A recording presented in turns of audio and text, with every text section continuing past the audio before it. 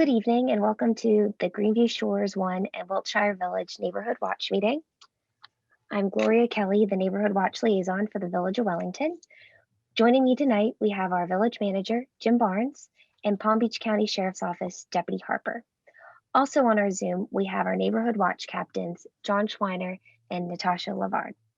As a reminder, all attendees are on listen-only mode, and this meeting is being recorded. If you have any questions during this meeting, please submit them in the Q&A icon, which is visible by tapping your screen on your mobile device or hovering your mouse over your screen if using a desktop or laptop. The icon will then appear on the top or the bottom. We will answer any questions at the conclusion of the presentations. At this time, I would like to introduce our new Village Manager, Jim Barnes.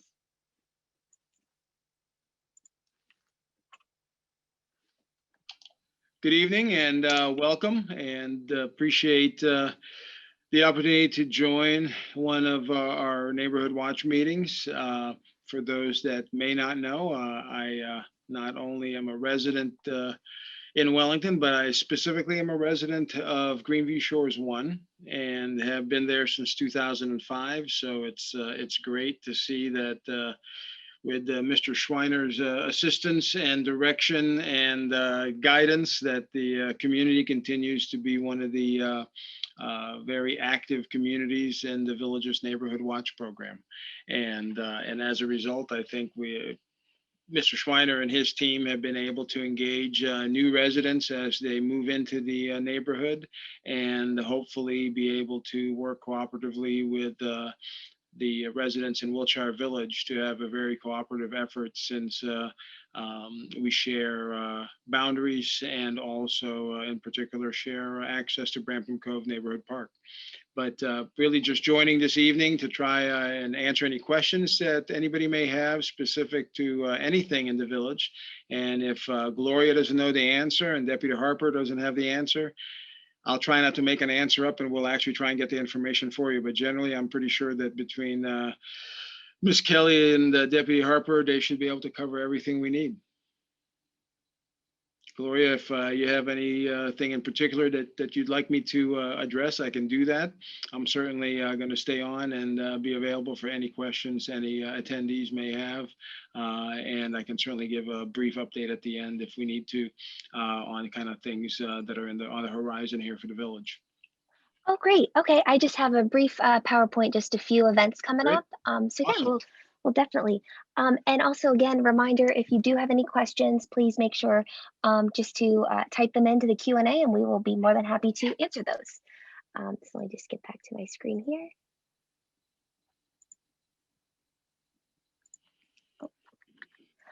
So again, Happy New Year to everyone. And we'd like to invite you all to stop by the Twilight Green Market if you have not already stopped by, located behind the Wellington Community Center, looking over Lake Wellington. The Twilight Green Market is a true market, a community market featuring unique, locally sourced, fresh farm to fork produce from farmers and growers, in addition to local Florida honey, fruits and vegetables, plant-based and vegetarian products, along with many other vendors. This Twilight Green Market takes place on Fridays from 5 to 9 p.m. until March 26th. We also have our food trucks in the park, which I'm sure a lot of you are familiar with, because we do have a food truck right in your backyard at the Brampton Cove Park. These are on Thursdays from 5 p.m. to 8 p.m. The food trucks do circle around, so if you do hear of a food truck maybe in a different park, be sure to check the website, because it could be stopping by your local park this week, next week, or the following week.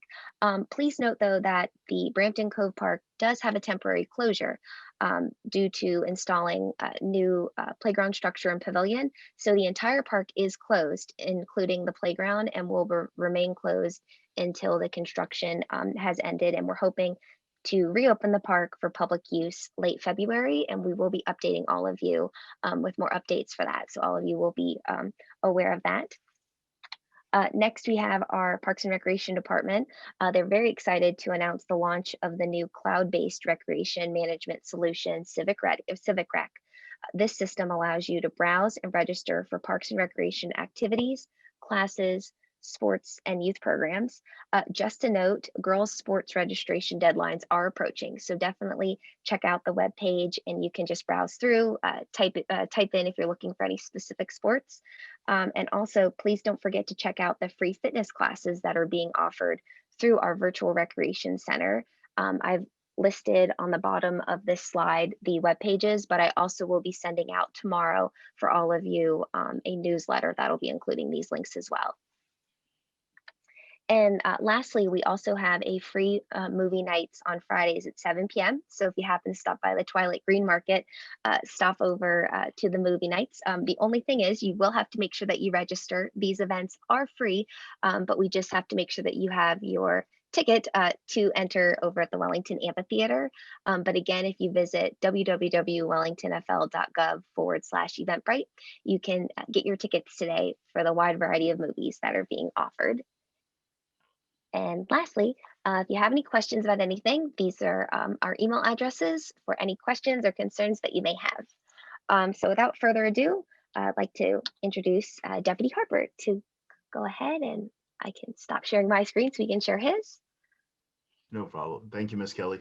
Good evening to everybody in attendance. If I haven't met you yet, I'm Deputy Harper with the Palm Beach County Sheriff's Office.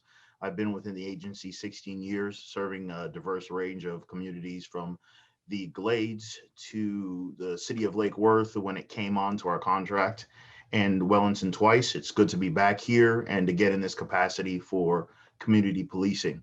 What I normally do with these meetings is for your particular area that covers the comprehensive area for Wiltshire and Greenview Shores 1 is I take the crime metrics from the start of the year till today's date with a specific look for home burglaries, vehicle burglaries, or any other theft and or related crime.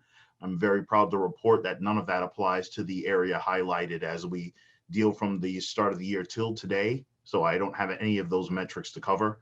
However, I will remind folks as we have times where we are seeing a lot of suspicious behavior, maybe folks that you don't know, it's very important in this day and age. Be careful with approach.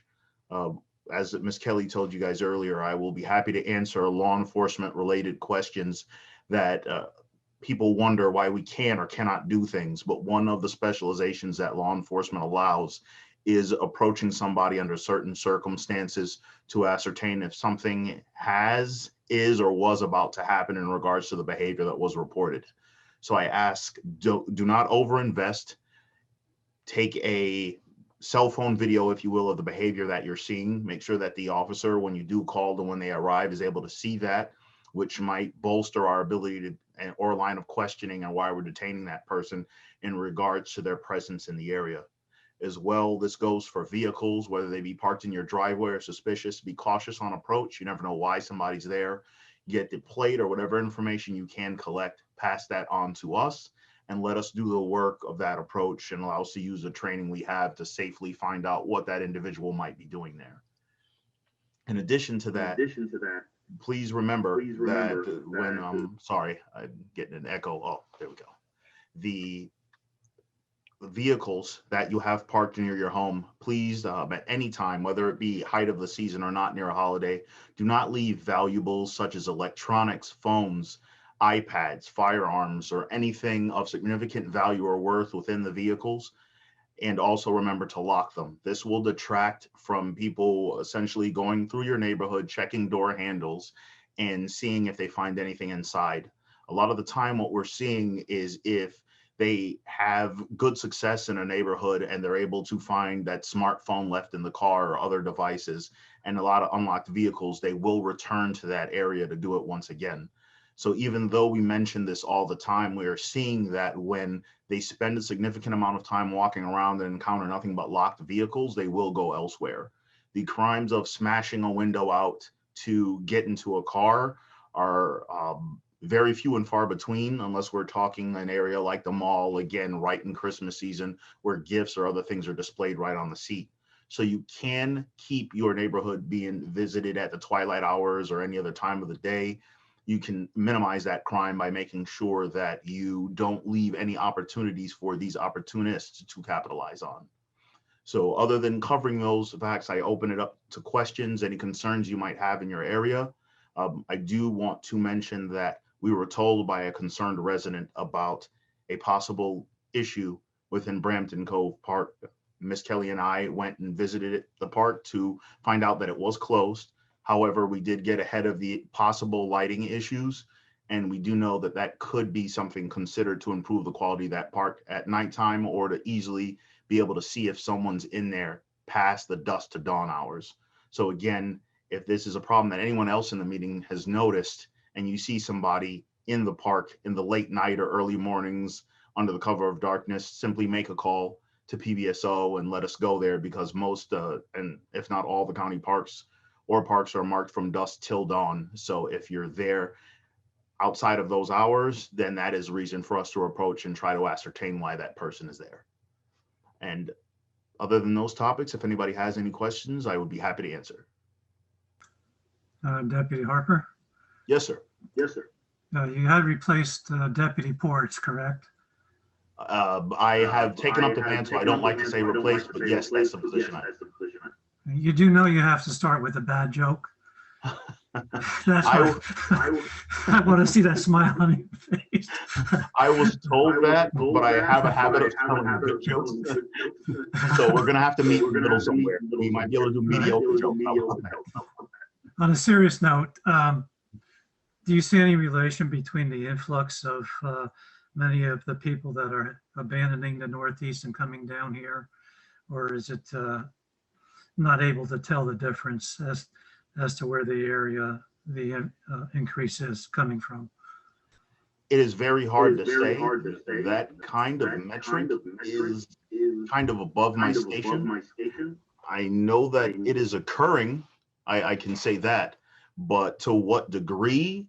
You have seasonal for people who have multi-homes. You have other people due to COVID experiences being in compact cities that are coming to Wellington for its reputation of being a family-oriented place that is very attentive to its citizens.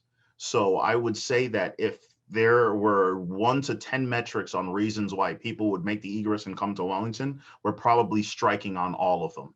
But I couldn't say directly which one is more or less than any other category.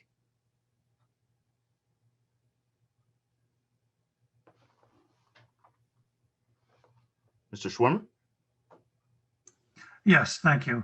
Yes. Have we had specifically an increase in criminal activity over the last 6 months or during the COVID period? No. Again, one of the nefarious benefits of COVID has been the fact that a lot more people are home. So as a result of that, it makes it much harder for criminals to get started with activities. Wellington was, before the outbreak, very predictable. Between certain hours, people were off working, the homes were unattended, and it made them a lot easier to operate, or for criminals to operate, especially now at nighttime with, again, more people working from home. It's harder for them to go unnoticed. So we've seen a vast decrease in your theft and property related crimes. So that has been an unfortunate benefit of the COVID times, but absolutely not have we been seeing an increase. It has been some of your neighborhood related issues, maybe kids hanging out in a certain place, ATV activity or certain activities that might be disturbing, but nothing, none of those serious property crimes at a significant rate. There has been some discussion about the carts that drive around in the area, and I see that the equestrian area is looking to get an exception to that rule, and I agree with that. But there has been an increase in the golf carts coming around the area, and wasn't there some particular? Maybe Jim can answer this at one of the meetings about handling that particular situation legally.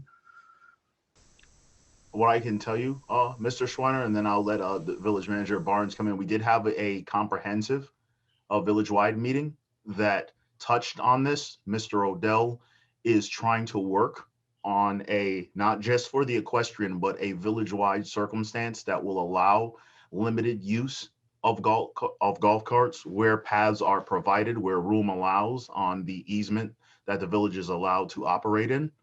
So I'm not sure if you got the to attend that one. I know that Miss Kelly might be able to provide a link which can answer a lot of the questions, but it's still in its infancy stage and it's trying to be worked out in between the current FDLE ones on the books in regards to golf carts and the exclusive things that go on. It's a very particular community in Wellington, so they're trying to work in between that currently.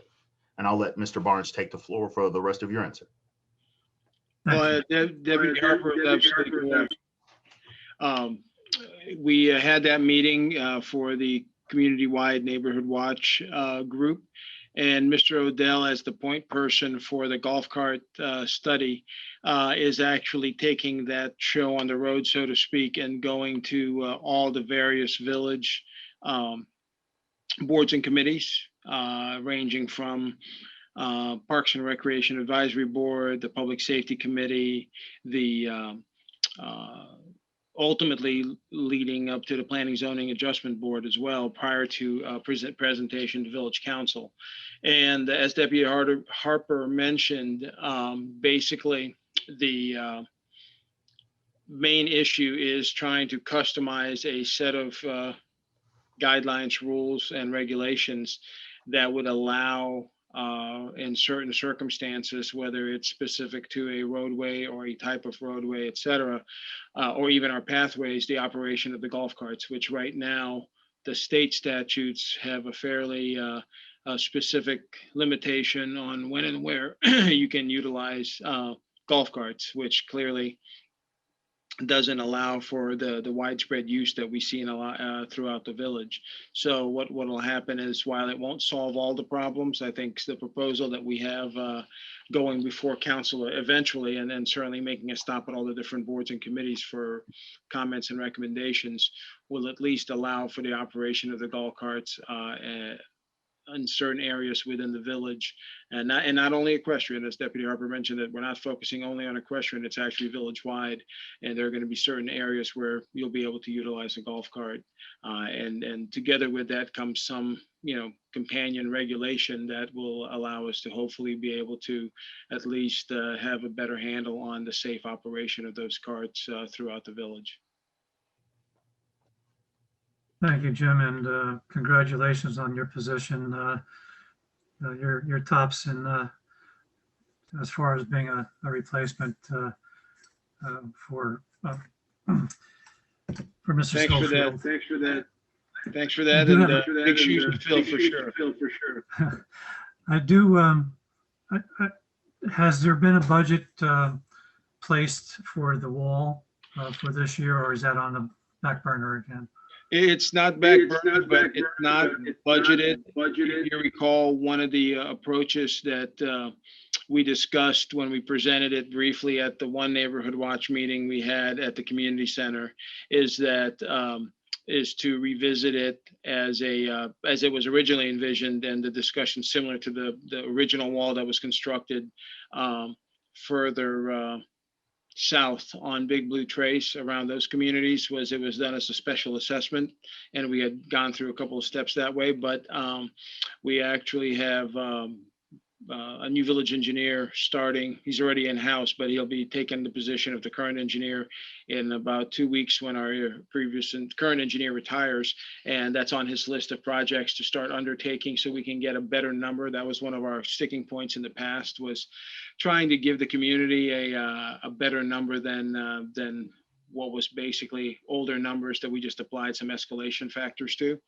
So, but that is still something that's being discussed and looked at as an assessment. Hopefully we'll be able to get something before both neighborhoods to look at and consider, and be able to gauge the interest in the community if it's still there. And we'll be able to do more legwork as far as getting the information out to the residents, which I know in the past we were thinking we would rely on some of the residents, but I know COVID has kind of somewhat hampered that a bit. Thank you, Jim. And Sure. Deputy Harper and yourself, I would like to compliment the job that Gloria has been doing for us throughout this period, keeping us informed. outstanding. Anytime you have a question, she's there and very helpful. Thank you Absolutely. very much. I appreciate that. I can tell you, sir, she is the whole reason why any of us remotely come off like rock stars. She makes it all happen. Agreed. So I am going to go ahead and continue that. She not really used to taking compliments, but really she puts the glue and then keeps the building together. So we appreciate her very much. And thank you for saying that. So we like to embarrass her a little by thanking her for all her efforts. Thank you very much. I enjoy working with all of you.